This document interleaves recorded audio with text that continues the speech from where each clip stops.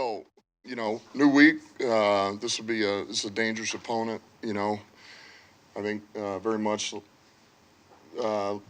like we feel this is what they just went through last week is not indicative of who this team is.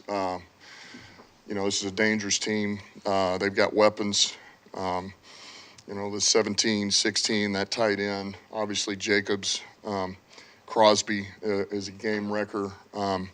So we got our hands full. We got to bounce back, but we will. We'll be ready to go. And so it starts today. So we're excited. We got everything behind us, and we're ready to move forward.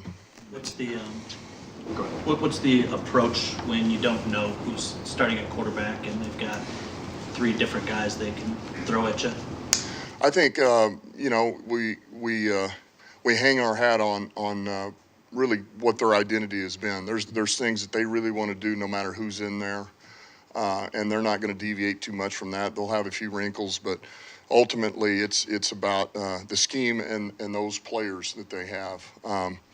And the quarterback, whoever they have in there, is going to facilitate the ball. It's going to run the offense. They play good defense, and so we'll take it as it comes. O'Connell, sounds like he might get the start if Jimmy can't go. You guys were clearly in the market for a backup, ended up with Hendon. But what did you see in O'Connell just through the scouting process of him? Yeah, look, smart, crafty player. I think smart, composed. I think what you're looking for, a guy who you feel like can learn, develop, grow. That's exactly what he was. So, we're prepared either way. We're assuming we're going to see Garoppolo. I don't know why we wouldn't. And if it doesn't work out that way, so be it. But we'll be ready. We saw the announcement with Marvin Jones. Obviously, decided to step away for personal reasons. I guess your reaction to that and how you guys plan to move forward, especially with filling his role in the wide receiver side.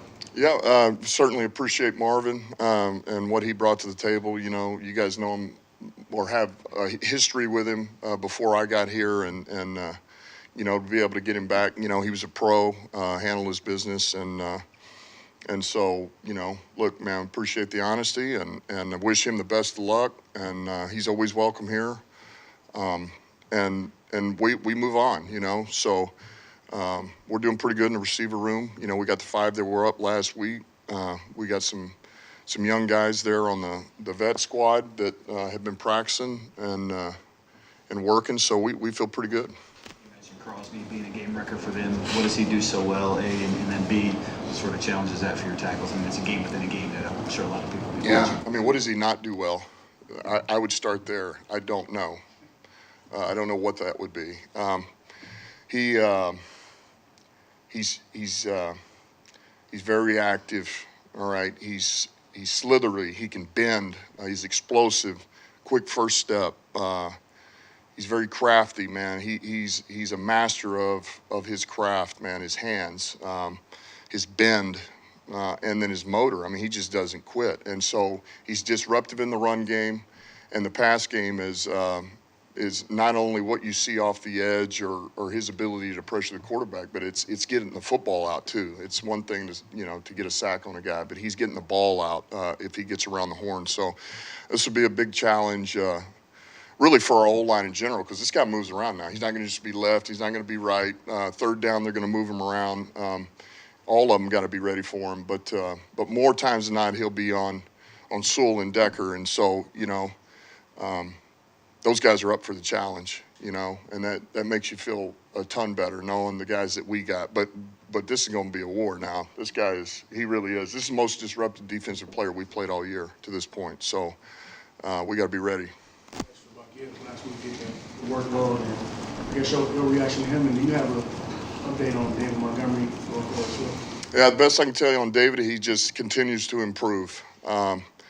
And Gibbs, like we said last week, man, I saw an improving player, took a step up. And that's all you can ask for is growth. And so we anticipate he takes another step up, and we'll keep doing things that we feel like he does well and where he can continue to grow. But we're pleased with where he's at. Practice today. Say it again? David, is he still out? No, he won't practice today. maybe a little big picture, but with a guy like Crosby, it's a 4th-round pick. It's a guy a lot of people probably look back and say we missed on him. Very similar to Amon-Ra, right? 4th-round pick. That's Kittle. Sure, lots of guys like that. There's a number of these guys throughout the league. Is there something you see in these guys that allow them to exceed, I guess, what the initial scouting report is coming out of? Is there a common factor? Man, it's hard. That's a hard one because I think there's these traits they have athletically, right? Or you wouldn't be drafting them, period.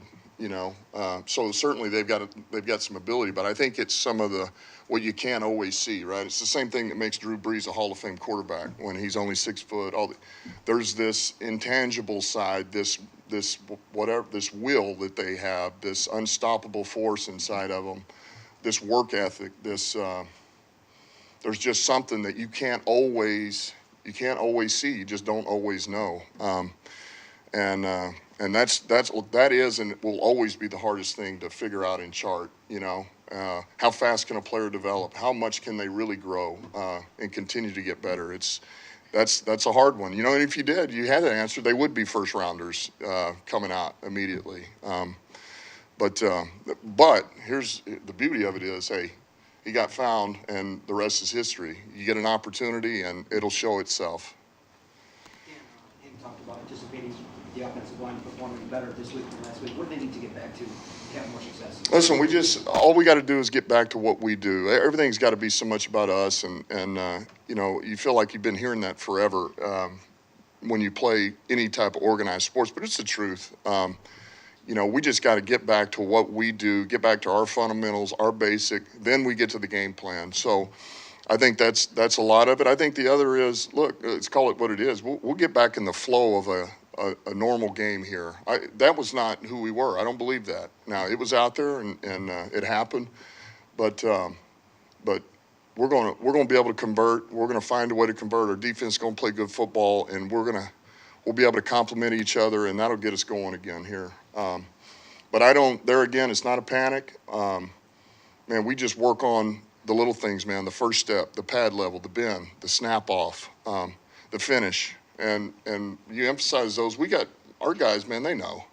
They're prideful guys, and they're going to be ready to put the work in. Any more good on good or like one-on-one pass rush, anything like that this week, like you had sort of talked about? No, we're going to do some stuff today. We're going to do a little bit of some good on good work. We always do a little bit every week, but this will be a little bit more one-on-one that we'll sprinkle in there just to get back. And it's about quality. It's about quality work, working your craft. That's the emphasis. It's not a rapid fire quantity. Let's hone in on what you're asked to do and let's get better at it. Josh Jacobs might have been the best running back in the NFL last year. Statistically, is having his worst season right now. Is there anything showing up on film? And he did hold out for the contract this year. Is there, I guess, an organizational lesson there about maybe that could hurt a team if you let a guy like that hold out?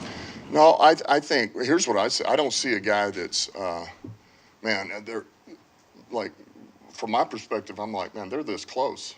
I mean, I can't tell you the number of plays where it's a shoestring or it's one tackle or it's one.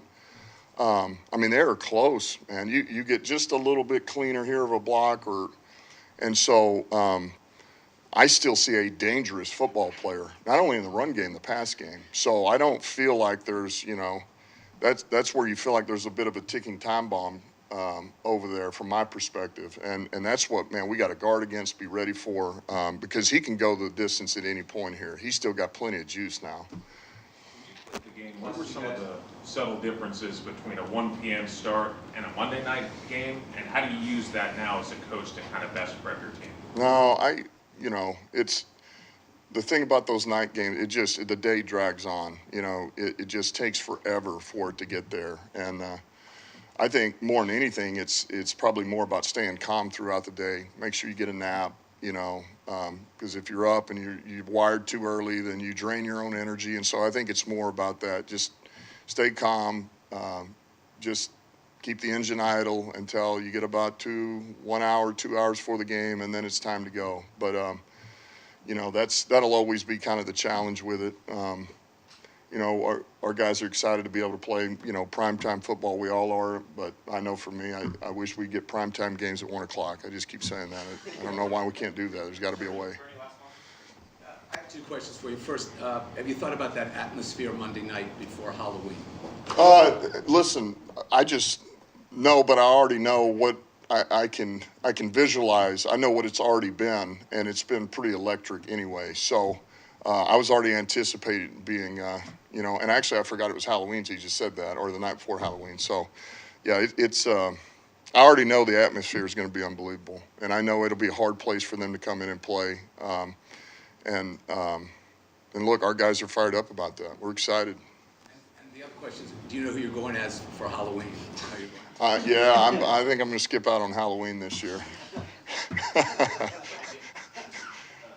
Monday night, or does that, I'm sorry, the bye week after, how does that play into any injury situations at all, David or Jonah? Like, is that? No, I would say it doesn't. If we really felt like, man, we get to this point where we think they can go, they're going, and if they can't, then they can't. And really the bye doesn't have much to do with that. Do you have a favorite Monday night experience when you were a player that you remember?